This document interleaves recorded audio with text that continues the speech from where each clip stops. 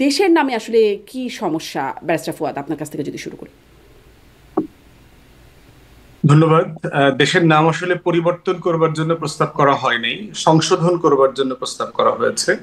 কারণ অফিসিয়াল নামটা যেহেতু পিপলস রিপাবলিক অফ বাংলাদেশ, এই রিপাবলিক শব্দের ভিতরেই আসলে এটার যে বাংলাটা করা হচ্ছে, এই বাংলাটা আসলে একটা মুক্তির লড়াইয়ের মধ্য দিয়ে যে রাষ্ট্র আমরা তৈরি করেছি তাকে রিপ্রেজেন্ট করে না। যেটা এখন বলা হচ্ছে যে প্রজাতন্ত্র বলা হচ্ছে, তো আসলে তো এটা প্রজাদের রাষ্ট্র না, এটা প্রজাতন্ত্রের সেই জায়গাতে আমরা নাই। এটা একটা মুক্তির লড়াইয়ের মধ্য দিয়ে আসছে, এই জন্য তারা বলছেন যে জনতন্ত্রী হতে পারে কিনা অথবা নাগরিকতন্ত্রী রাষ্ট্র, এটা ওনারা প্রস্তাব করেছেন। আমার মনে হয় যে এই বিষয়ে আমরাও কথা বলেছি।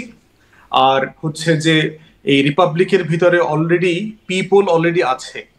সো এটাও দুইবার আসছে কিনা সেটা একটা ট্রান্সলেশনের ব্যাপার আছে।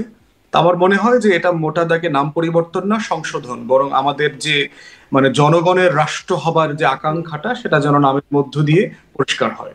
আচ্ছা।